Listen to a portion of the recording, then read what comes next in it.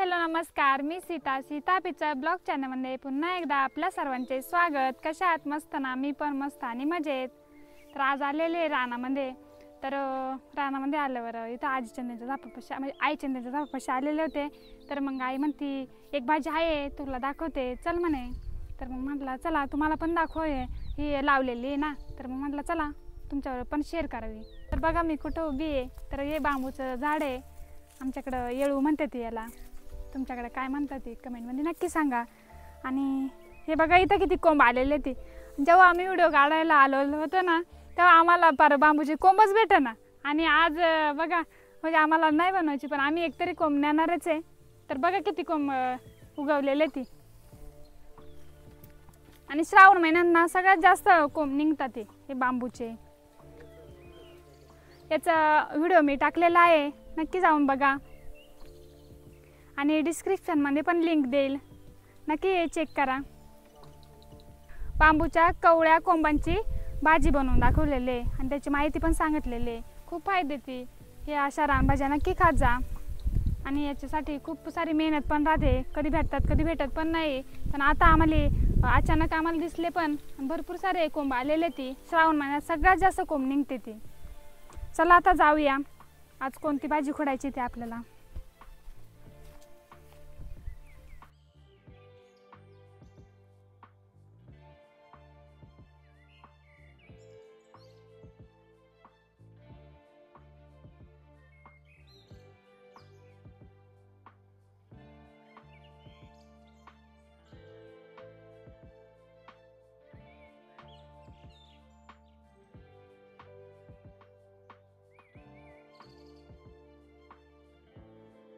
तर बघा हे भात नाही बरं का, हे ढवळ आहे।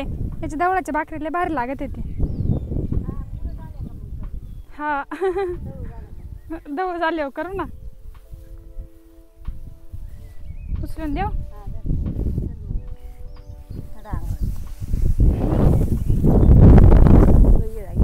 घेते ना, चला आता जाऊया।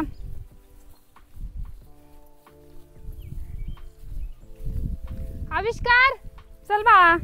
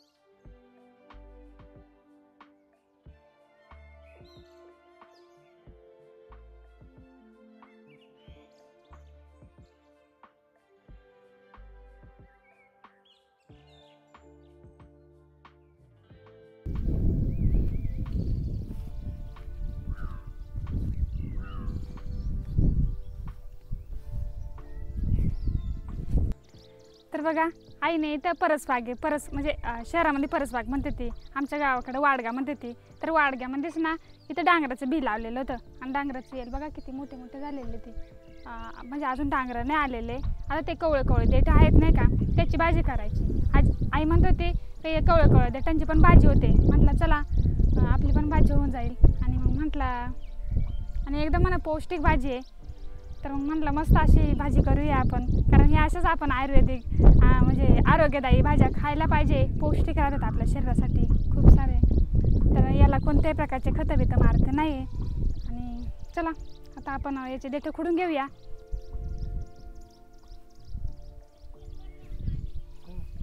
तर डांगराला तुमच्याकडे काय म्हणतात ती कमेंटमध्ये मला नक्की सांगा। आमच्याकडे इकडं डांगराचं वेलच म्हणते ती याला। हे वर हे तुरे येतात नाही का, याला आमच्याकडे देठ म्हणते ते।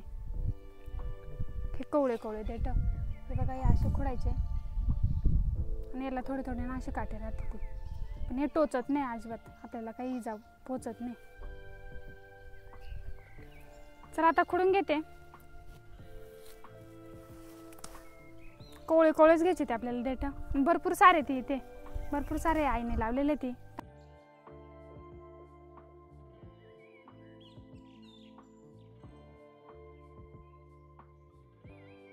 हे डांगराचे खाण्याचे खूप सारे फायदे ती. तर हे आपल्या शरीरासाठी खूप असे पौष्टिक आहे ती. ह्याच्यामध्ये जीवनसत्व राहते ती भरपूर प्रमाणात आणि हे पचायला ना एकदम हलके. ही भाजी ना एकदा तरी खावी कारण एकदम चविष्ट लागते भाजी. आणि ही भाजी नाही का वर्षातून एकदाच येते, त्यामुळं ना हे खायलाच पाहिजे. आणि आम्ही पण आता सगळ्या भाज्या खायला लागलेलो आहे. बऱ्याचशा भाज्या आम्हाला नवीनच कळल्या ते, अजून अजून भरपूर साऱ्या अजून माहीत व्हायच्या ती. तर तुम्हाला पण या व्हिडिओमधून सगळं बघायला भेटणार आहे. भरपूर साऱ्या भाज्या त्या आमच्याकडं. चला खुडून घेऊया. अडचण पण आहे, व्यवस्थित बघून खुडावं लागत ती. तर आता बघा एवढी भाजी खुडलेली आहे. अजून दुसरीकडे जाऊ कारण इतर जरा अडचण आहे ना. अजून भाजी खुडूया आणि मग घरी जाऊया. चला मग जाऊया.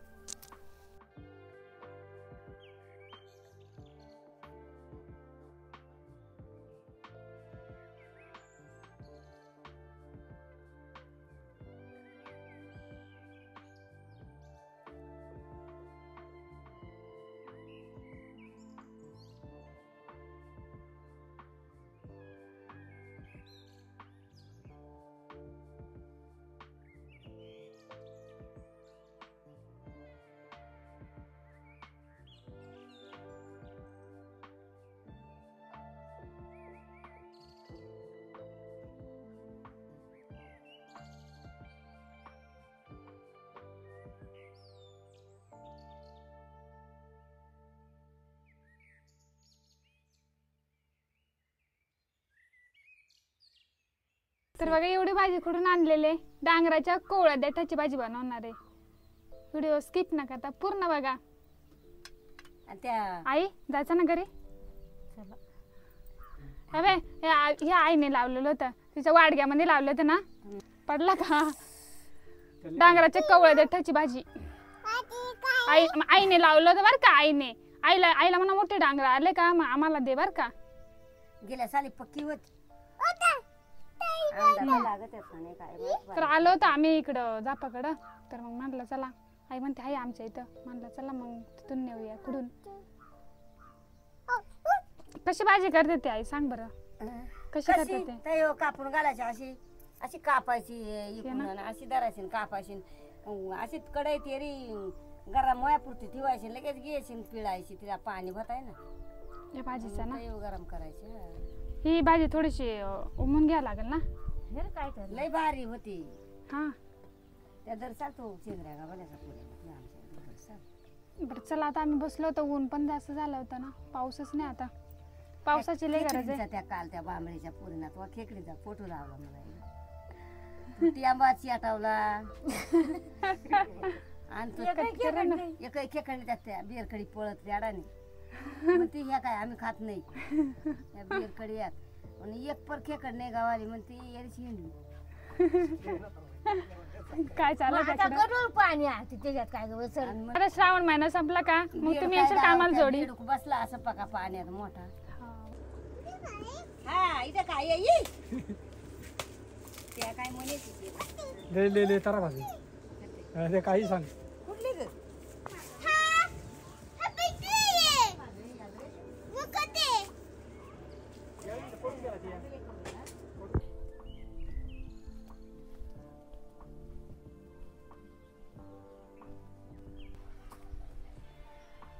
तर बघा डांगराचे कोवळे देठ मी कुठून आणलेले होते ना.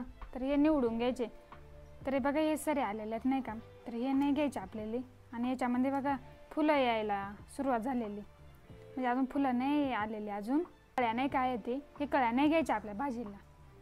म्हणजे भाजी बनवायला आपल्याला हे कळ्या नाही घ्यायच्या. तर हे कळ्या ना मी खुडून घेणार आहे. हे बघा असे. तर असेच सगळे निवडून घेते. हे बघा याला पण आहे ते. हे बघा हे अशाच प्रकारे सगळे काढून घ्यायचे. हे पण घ्यायचे काढून.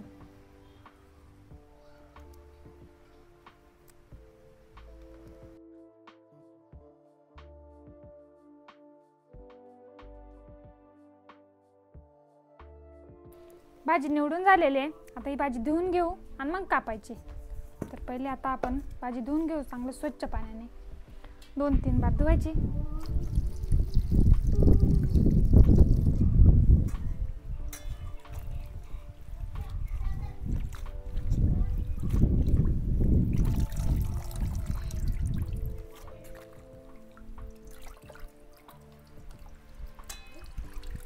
आविष्कार दर एवढा पाणी होत तिकडं. इथं होत इथं. जा पटकन मला दी परत. तर बघा भाजी पण धुवून झालेली आहे. आता ही भाजी कापून घेऊया आपण.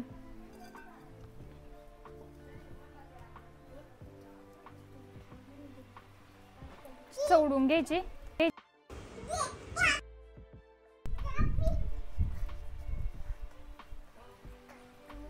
बघा या अशा प्रकारे कोवळी कोवळीच आहे ना.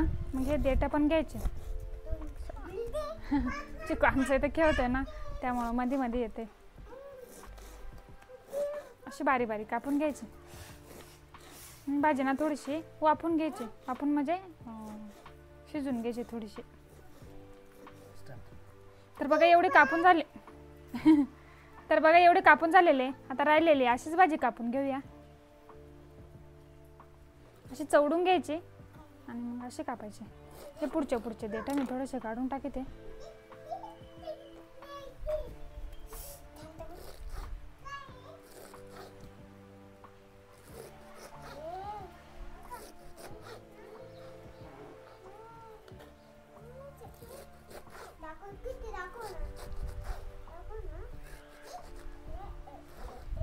तर बघा भाजी पण कापून झालेले. चूल पण चांगली पेटलेले. कढईमध्ये पाणी ठेवलं होतं गरम व्हायला. तर पाणी पण गरम झालेलं आहे. डांगराच्या देठाची भाजी आपण टाकून घेऊया. आता ही चांगली उमून घ्यायची भाजी.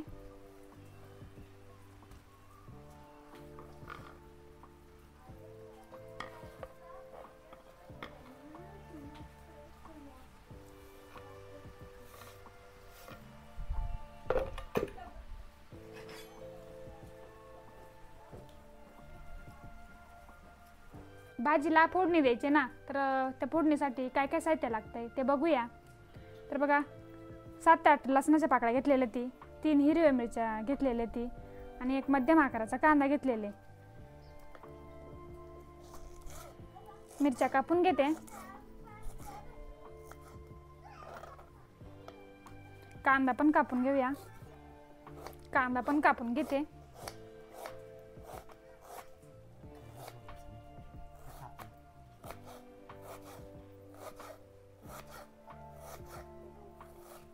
खलबत्ता घेतलेला आहे. लसूण पण ठेचून घेते.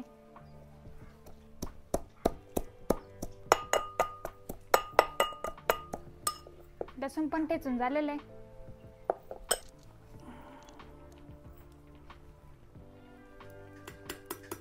भाजी पण चांगली शिजली आहे. आता मी खाली काढून घेते आणि त्यातलं पाणी ना आपल्याला गाळून घ्यायचे आणि चांगली पिळून घ्यायची. तर बघा मी खाली एक वाटी ठेवलेले. वाटीवर चाळण ठेवलेले. ही भाजी टाकून घेते आणि पाणी मग खाली निथळत आणि भाजी थंड झाली की पिळून घ्यायची.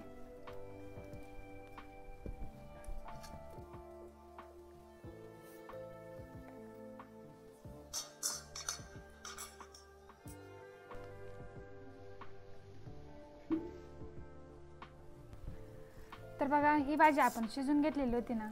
तर मग तुम्ही म्हणशाल का हे पाणी तुम्ही फेकून देणारच ना. पण ही भाजी जर तशी जर केली ना चिकट होते. त्यामुळे ही शिजून आणि मगच याला फोडणी द्यायची. मग एकदम मोकळी भाजी होईल. आणि तुम्ही म्हणशाल का याच्यातले जीवनसत्व निघून जातं ते. तर थोडेफार जात असतील. पण मग अशीच करतात आमच्या गावाकडं. आमच्या आजी आजोबा आजी आई ते असेच म्हणतात ना. मग त्यामुळं आम्ही असेच बनवतो. चला आता हे पाणी टाकून देते मी. तर बघा भाजी आता थंड होते ना. तोपर्यंत आपण इकडं फोडणीची पण तयारी करून घेऊया. कढई पण तापले. तेल टाकून घेते.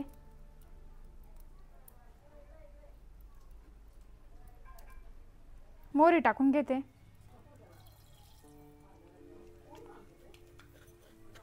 आता जिरा टाकून घेते. जिरं पण चांगलं फुललंय. आता कांदा टाकून घेते.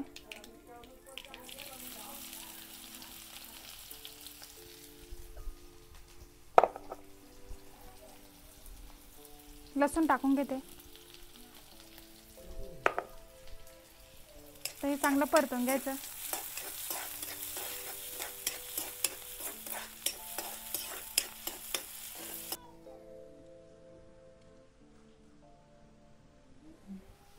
कांदा आणि लसूण चांगलं परतून घेतलेलं आहे. आता हिरव्या मिरच्या टाकून घेते.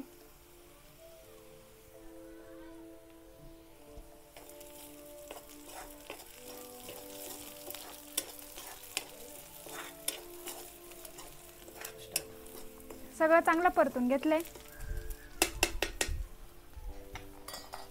आता डांगराच्या कोवळे देठांची भाजी आपण उमून घेतली होती ना, ती पिळून घेऊया. भाजी पिळून घेऊया.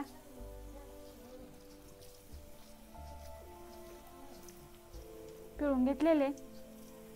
आता ही फोडणी केले ना, याच्यामध्ये टाकून घेऊया.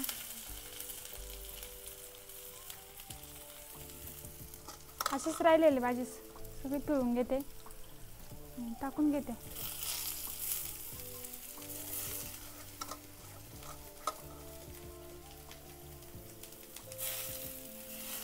चवीपुरतं मीठ टाकून घेते आणि हे चांगलं मिक्स करून घेते.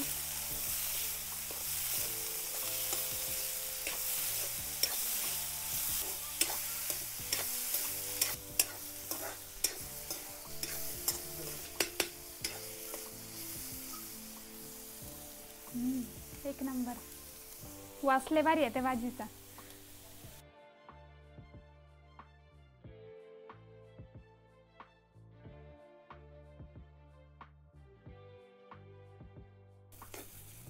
भाजी पण झाले बघा.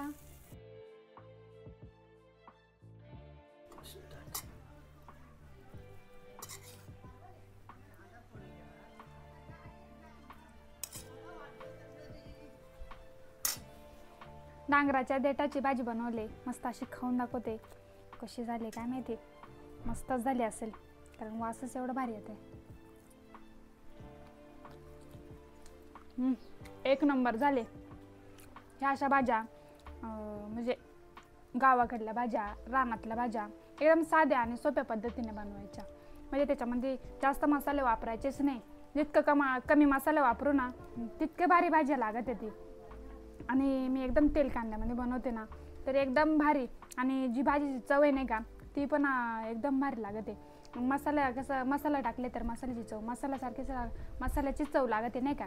मग रानभाज्यांच्या चवा आपल्याला चाकायला भेटणार. तर मग अशा साध्या सिंपल बनवायच्या. तर चला, आजचा व्हिडिओ मी इथंच एंड करते. आजचा व्हिडिओ तुम्हाला कसा वाटला कमेंटमध्ये नक्की सांगा.